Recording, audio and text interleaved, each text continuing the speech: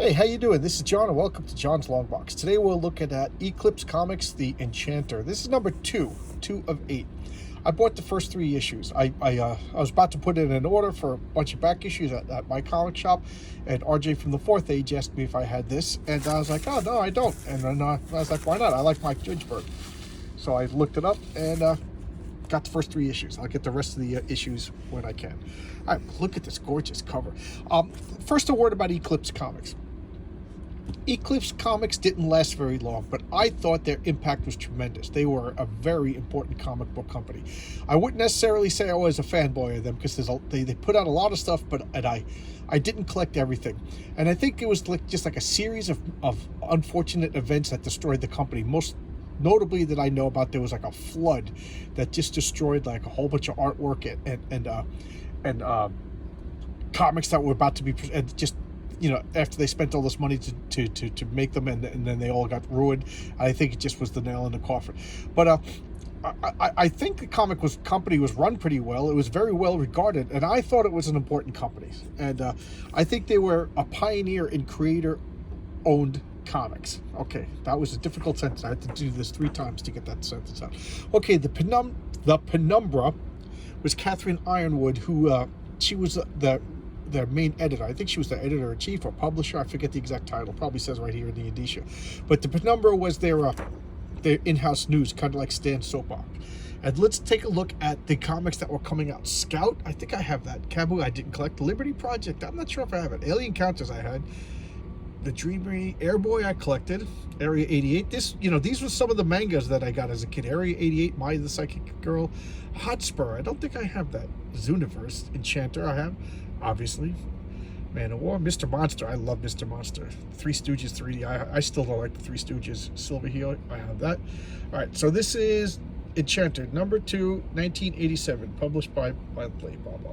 Dean Mullaney is the owner, I think, and I think Catherine Ironwood is their publisher or editor-in-chief.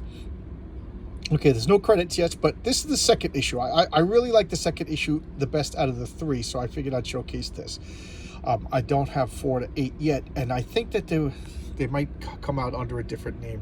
Don Chin is the writer, and Mike Dringenberg is the artist. I always have difficulty saying that name. For those of you who may not know, Mike Dringenberg got he was one of the. It was him, Sam Keith, that did the art for Neil Gaiman's Sandman. So I think Mike Dringenberg is the original co-creator, along with Sam Keith and Neil Gaiman. So here we have this poor guy is making a grave. Why is he making a grave? Well, here's Kurt Hathaway. Not because of Kurt Hathaway. Kurt Hathaway just did the letters. He had nothing to do with the murder. Neither did Fred Burke. He's just the editor. Okay, so this is Marcus Sham's Last Stone. It is also, that's Marcus Sham. He's burying his mother today. And look at that. I just love that lettering. Okay, and let's turn the page. So now he's remembering his dead mother, and I just got taken back by the art. I really do like this artwork. And you know what, I don't know about you guys, but black and white comics really don't bother me. Scritch.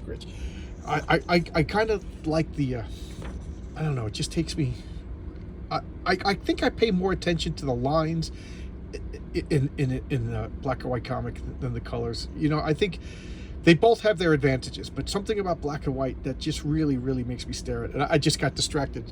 So here he is thinking about his mother, and he's saying that his mother was, this is kind of weird, but you know, whatever, they're elves, maybe elves are different. But he says his mother was always beautiful, and the older she got, the more beautiful she got. And one day she was bathing in the river, and this creepazoid shows up. And he said everybody would notice how beautiful my mother. And one day she got too noticed, and she gets attacked by this. He's an enchanter, a wizard. Only the birds heard, so he, you know. What's a pleasant way to say what happened? But that's the result of what happened. And she, you know, loved the child, which was Marcus Sham, the main character of the story. So he's talking about like he was happy. My mom did everything she could for me.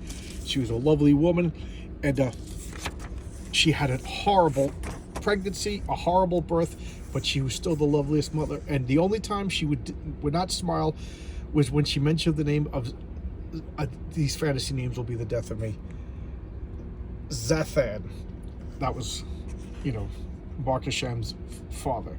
And then she would cry whenever that name came up. So he went up to her, and without even realizing it, he touched her in the face and he said, "Don't cry, mother. I don't want you to ever think of him again." And the mother never did. She never mentioned him. She never even remembered him, to the point where she had no clue who his father was. So that's when he started to realize that he inherited some sort of magical abilities. Just look at that.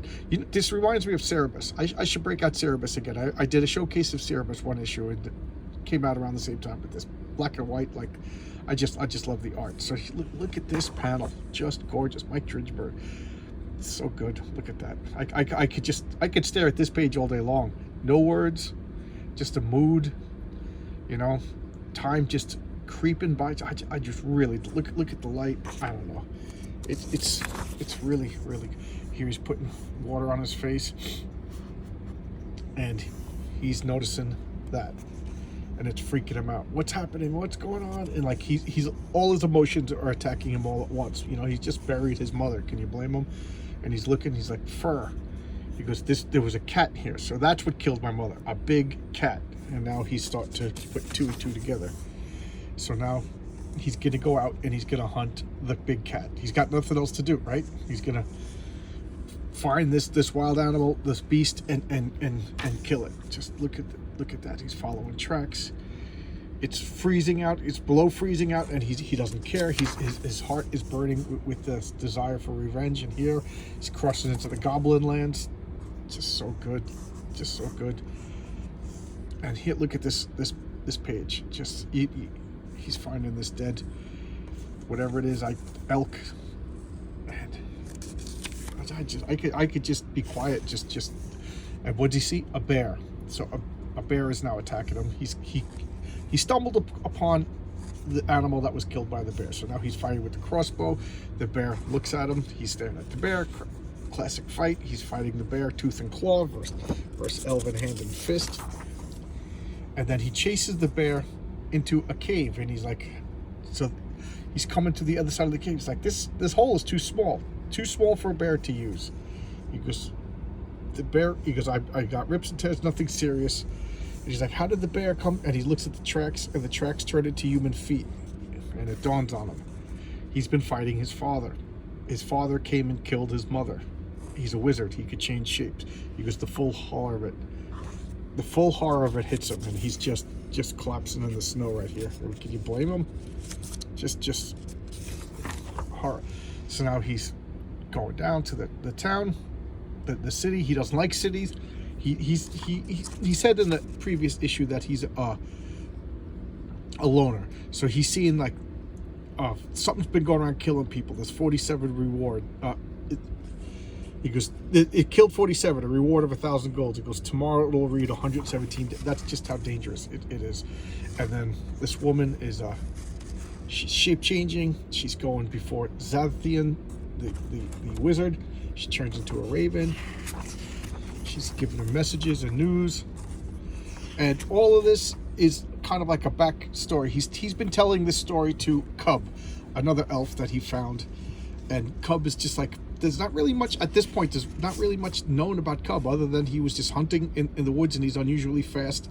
And he helped him find his dinner. And now they're just trading stories. So that's what's going on. Just, tell him back. So, and it's all Markasham talking. We don't really know anything that's going on with Cub. And now he's saying, I talk too much, they threw me out of town, they don't trust me because I'm magic. And then Cub says, why would I want to kill the only person who's ever bothered to listen to me? Or the other way around, Markasham says it to Cub. So there we go. And here we have the Masked Man. I kind of enjoy the Masked Man. Dreamery, and then back issues. So there you go. Contractors. I don't know what this is. All right. Eclipse really put out some weird comics. So this is the Enchanter. I got the first 3 issues. That's all that was available to get on my comic shop. I have a comic book software database where they list the other the 4 to 8, but it has like a different title. So I think something happened. I don't know. I got to do more research. But I so far I liked what I got. 3. It perked my interest enough to find the rest of it, and they were only like, it was $2. I think it was $2.80 an issue. So my comic shop made 80 cents for storing these comic books for 40 years. Jeez, holy mackerel! But there you go. a short little video. I try to keep under 10 minutes, but I talk too much. So there you go. This will be going up in a couple of days, and I'm trying to finish off all the requests. I have a few more requests, but that doesn't mean I will not honor any more. Man, that was an awkward sentence. So if you got any requests for videos, if I have the comic, or if I, just catch me at a right moment when I'm about to do an order, and it's inexpensive, I'll get it. So there you go. Thanks a lot. See you tomorrow with another video. And man, I cannot. You know why I can't speak? Because it's 2 o'clock in the morning, and I've been working, and I'm taking a break, and my mind is frazzled. I don't know if you can hear all the noise in the background. That's all machines and generators. All right. So thanks a lot, everybody. I'll see you tomorrow. Bye bye.